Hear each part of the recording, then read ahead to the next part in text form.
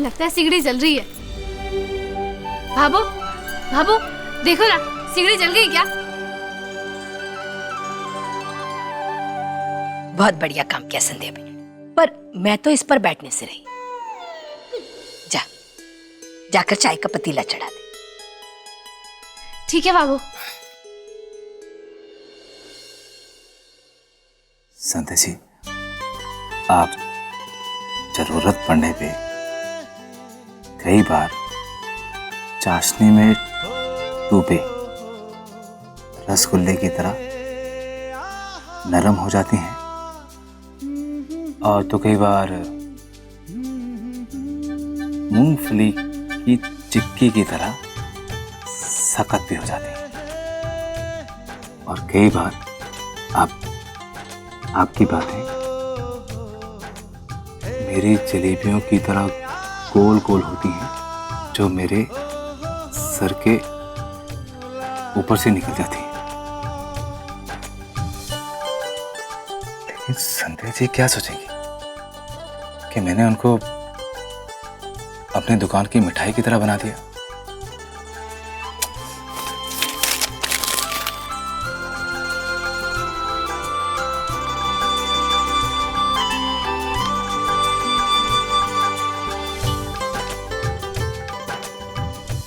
कुछ मदद करूं? मैं तो बता रहा था, मत पूछो।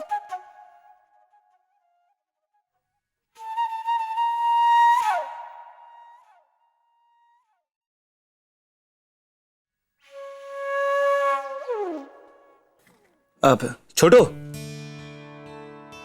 दुनिया में हर इंसान चाहता है कि उसे सर्वगुण संपन्न पत्नी मिले, लेकिन इस मामले में मैं बहुत ही भाग्यशाली हूं कि मुझे संध्या जी जैसी पत्नी मिली। संध्या जी एक अच्छी पत्नी ही नहीं, बल्कि एक अच्छी बहन, बेटी, बहू और भाभी भी है, और इसके अलावा वो एक बहुत ही जिम्मेदार नागरिक भी है।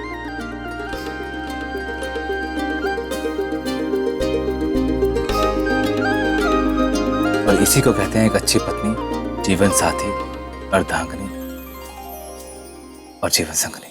वाह सूरज भैया, इतना अच्छा भाषण! आपको पता है, इतना अच्छा भाषण सुन के भाभी से फूल ही ना समाएंगी। वो ना आपकी तरफ एकदम वो फिल्मी हीरोइन की तरह भागती हुई आएंगी, ऐसे सूरज जी, और आपसे ऐसे गले मिल जाएंगे। ऐसे तो बिल्कुल नहीं भागेगी, क्योंकि वहां पे भावो होगी, और भावों के सामने संध्या जी ऐसे कभी नहीं करेंगी, और ना ही ऐसे गले लगेंगे।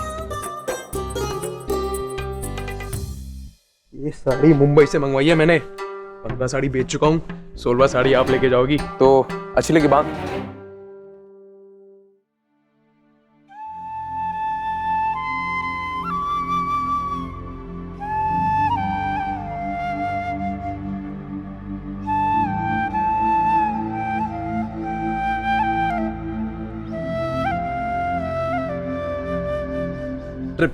बहन जी, एक मिनट। अरे सूरज भैया, अब आइए ना। नहीं विक्रम, मैं तो दुकान से घर जा रहा था, और कामकाज सब ठीक चल रहा है ना? बस भैया, भगवान की दया से बिल्कुल ठीक ठाक चल रहा है सब कुछ। भैया मेरे लायक कुछ काम? हाँ, वो मैं सोच रहा था कि विक्रम, अगर ये साड़ी तुम्हारी भाभी सा के लिए ले लूं तो? भैया सोचना क्या है इसमें, इतनी बढ़िया साड़ी है, कल ही नया माल आया है, भाभी पहनेगी ना, खुश हो जाएगी। 2 मिनट रुको भैया। बहन जी 2 मिनट।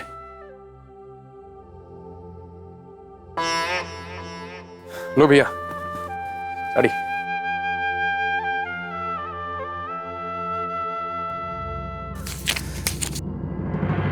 भैया ये क्या कर रहे हो? विक्रम, भैया बाप समान बड़े भाई हो गए आप, भैया पैसे दे रहे हो मुझे? भैया ये दुकान आपकी है, ये मैं छोटा भाई ही हूं आपका, पड़ोसी नहीं हूं भैया। हैं? शर्मिंदा कर रहे हो।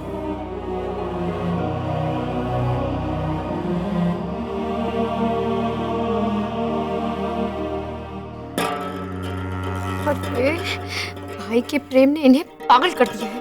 अरे 3000 रुपए की साड़ी दे दी ऐसी मुफ्त। थोड़ा घास से दोस्ती करेगा तो खाएगा के, मारे को खा लो, अभी बताती हूँ इनको।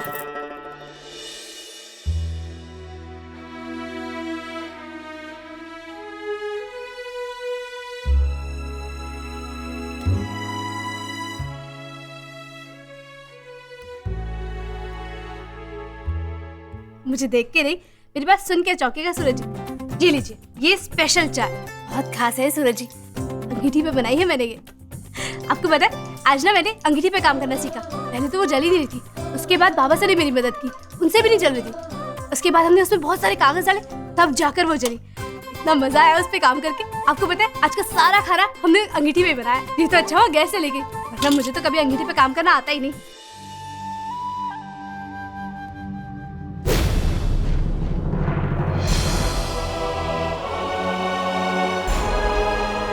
जी, ये सब छोड़िए, हमारे साथ मंदिर चलिए। आइए। तेरे क्या हो गया तुझे? चलिए बस मंदिर चलिए। अरे भाई होगा क्या, मंदिर क्यों जाना है? मंदिर चलिए हमारे साथ, बस मैंने कह दिया। अरे रुक जा, शब्द तो बंद कर। धर्म कर्म में ध्यान कब से देने लग गई? धर्म कर्म गया भाड़ में। जिस तरह से आप दुकान लुटा रहे हो ना, वो दिन दूर नहीं जब हम कटोरा लेकर भीख मांगते नजर आएंगे मंदिर के बाहर। अरे भाई से इतना ही प्रेम उमड़ रहा था तो 10-12 बार पाँव छू लेते। ये 3000 रुपए की साड़ी मुफ्त देने की क्या जरूरत थी? तुझे पता तो किसके खिलाफ बोल रही है? हैं? तेरा बचपन से लेके भैया ने आज तक सब कुछ किया हमारे लिए। पर जो दुकान है ना, जिसके दम पे तू उतराती फिरती रहती पूरे पुष्कर में, ये भी सूरज भैया ने खुलवा के दी है। सुन रही है? और 3000 रुपए के लिए। बड़ा ही छोटा दिल है रे तेरा मीना। अच्छा, अब शांत हो जाओ। देखो ना, दुकान का नफा नुकसान भी तो हमें ही देखना पड़ता है ना? अब दे दिया तो दे दिया, अब अगली बार से ध्यान रखिएगा। और रही बात 3000 रुपए की, एक बार हमारा बेटा होने दो। पूरे पुष्कर को जेठ जी की दुकान से लड्डू ना खिलवाए ना, तो मीना हमारा नाम नहीं, वो भी मुफ्त 3000 पूरे वसूल करूंगी, वो भी सूद समेत।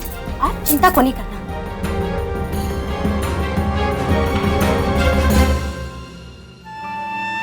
आप हंस क्यों रहे?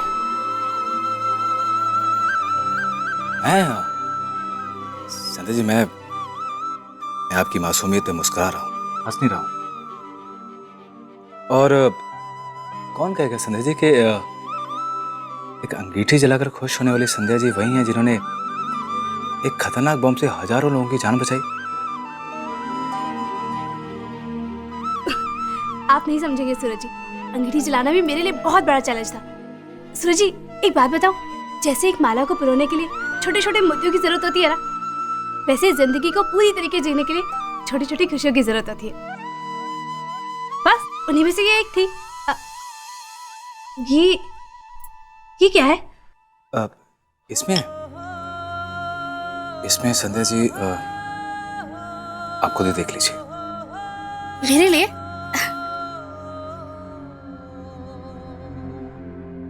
वाह, ये तो बहुत अच्छी साड़ी है। संध्या जी, आपको पसंद आई? हाँ, इतनी अच्छी तो है। पर इसकी जरूरत क्या थी सूरज जी? मेरे पास तो वैसे ही बहुत सारी साड़ियाँ हैं। संध्या जी, वो जो आपने अभी अभी खुशियों के छोटे छोटे मोतियों वाली माला के बारे में कहा था, बस वही देखना चाहता हूँ आपके गले में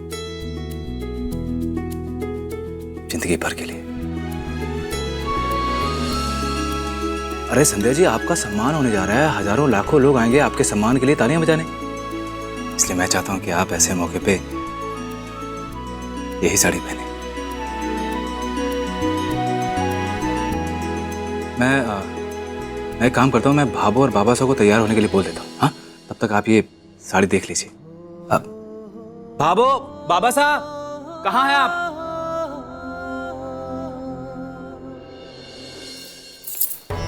भाभो, बाबा साहब, जल्दी तैयार हो जाइए।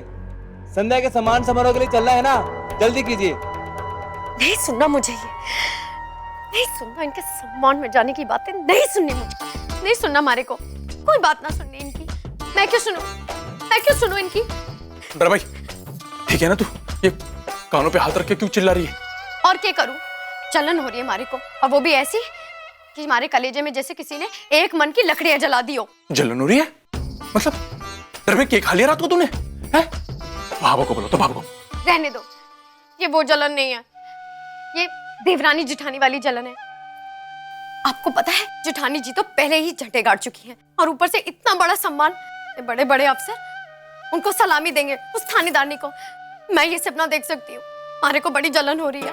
एक बात बताओ, राजकुमार के बारे में तो जिठानी जी को मैंने ही बताया था ना, कहाँ ढूंढते फिरते थानेदारनी जी, सब धमाके में धुआं धुआं हो जाते तब पता लगता। मारे को तो कोई पूछ ही कौन नहीं रहा। अरे मीना, अच्छी खीर बनने पर शाबाशी चूल्हे को नहीं हलवाई को मिलती है, समझ रही है? जाओ जी, आपके जानो मारे मन की पीड़ा। अरे जेठानी जी घर के साथ साथ बाहर भी राज कर रही है, हमारी तो कोई इज्जत ही को नहीं। इस घर में उनसे पहले आई हूँ और लगता है कि मैं कहीं कोने में पड़ी हुई हूँ। अरे मीना, बड़े घर में रहने के लिए बड़ा कलेजा भी रखना पड़ता है। थारा नाम घर से अलग ना है। इसमें सिर्फ भाभी का सम्मान नहीं हुआ है, हमारे पूरे राठी परिवार का सम्मान। अरे जिस दिन लुगाइयों का मन बड़ा हो गया ना, उस दिन तो ये दुनिया ही बदल जाएगी।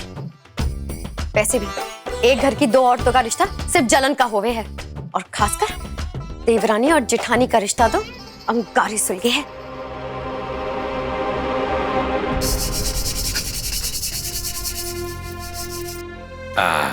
अरे चतुर्थी जी, ये लीजिए। हाँ, अच्छा किया। अरे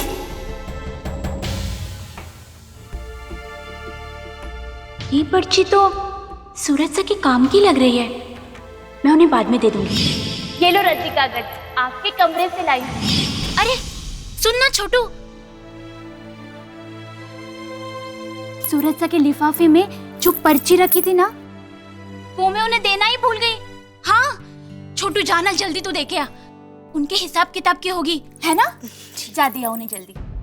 अरे ये तो शायद वो भाषण है जो सूरज भैया भाभी साहब के सम्मान समारोह में बोलने वाले थे। मैं अभी उन्हें देखकर आता हूँ। अरे जाना। अरे छोटू, कहाँ दौड़ के जा रहा है? अरे थारे सूरज साहब अभी नीचे आ जाएंगे, तभी दे देना ना पर्ची। आजा आजा, अरे सांप सीढ़ी खेलेंगे। सांप सीढ़ी, चलो चलो सांप सीढ़ी। ये शर्मा जी है। हाँ। ये तू है। हाँ? ठीक है। ये माहेश्वरी जी है। हाँ। और ये थारी बाबू है।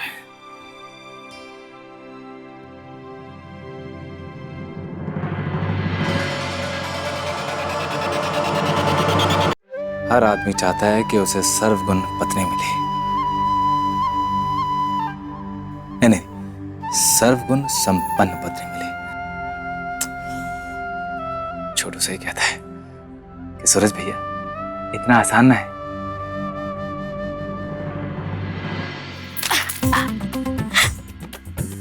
संजय जी, ये देखिए, आप ये नहीं पढ़ सकते।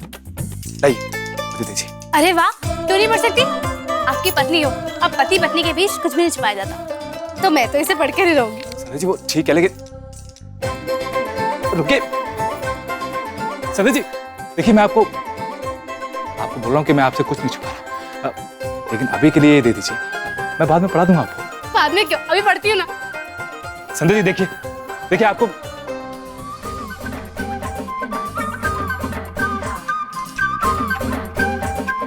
देखिए, मैं आपको बोल रहा हूँ कि किसी की मर्जी के बिना उसकी चीज पढ़ना पाप है। पर मुझे तो ऐसी चीजें पढ़ने में बहुत मजा आता है सूरज जी, और जो चीज बाद में पढ़नी है तो अभी पढ़ने में क्या दिक्कत है, अभी पढ़ लेती हूँ ना।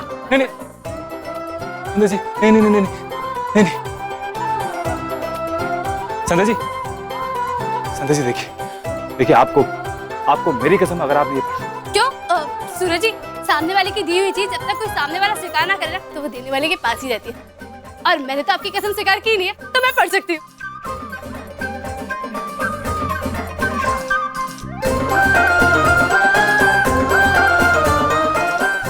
और ये तो गलत है संजय जी। कुछ गलत है सूरज जी, प्यार और जंग में सच चलता है। मैं पढ़ लेती हूँ।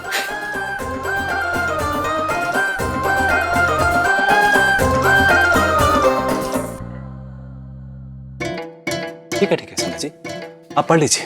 पढ़ लो। हाँ। अरे मेरा राम जी, संध्या जी आप भूल गई। अरे भाभू ने आपको एक काम बोला था, भूल गई आप।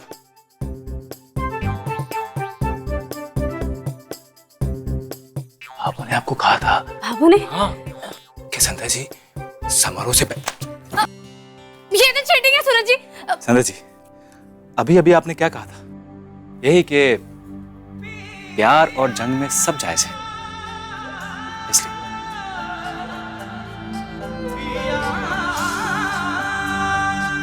थका दिया आपने मुझे, मैं चला।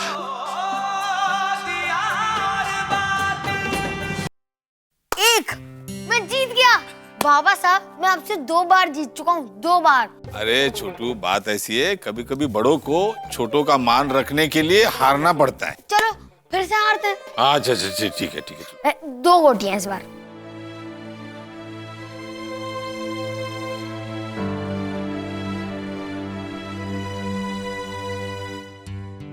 ना जाने बीननी ने कितना समय लगे है सजने संवरने में।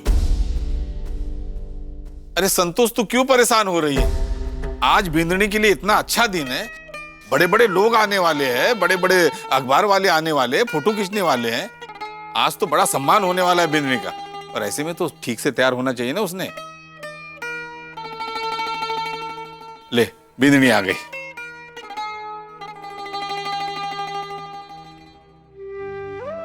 चल छोटू, अब तो फोटो वोटो खिंचवाएंगे, मस्त गुलाब जामुन खावेंगे।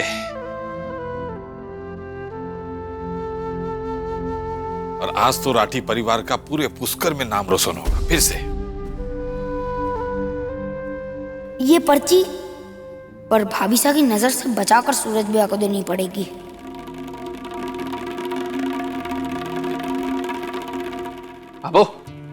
बाबा साहब, आप लोग भाभी के सामान में जा रहे हैं ना?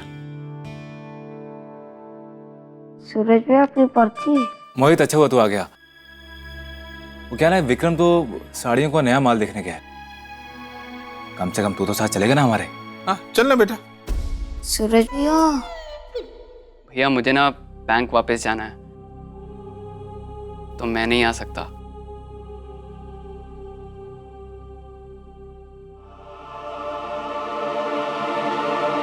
ठीक है सूरज भैया, वो सम्मान समारोह का जो आपने तैयार किया था ना भाषण, वो मैंने आपकी जेब में डाल दी पर्ची। हाँ हाँ ठीक है, चलते। चल छोरा, चलो। चलिए संध्या जी। वाह, अभी से ऐसे दमक रही हैं जैसे सरकार पुष्कर का नाम बदलकर संध्या की कोठी रख रहा हो। अभी तो तमगा में नहीं मिला, मिलने के बाद तो ये चंदा, बगल में सूरज, और हम घर वाले टूटे फूटे तारे हो जाएंगे। अरे मीनू, दिमाग में अपनी खुजली कर, कुछ तो तरकीब निकाल, कुछ तो सोच।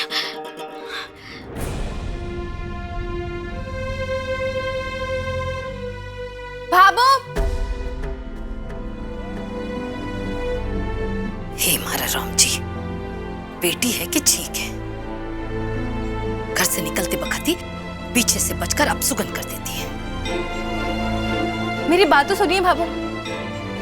वो क्या है ना कि दिलीप जी का फोन आया था, वो कह रहे थे कि दिलीप जी की मम्मी पुष्कर आई हुई है और बाबू से मिलना चाहती है, और वो भी अभी।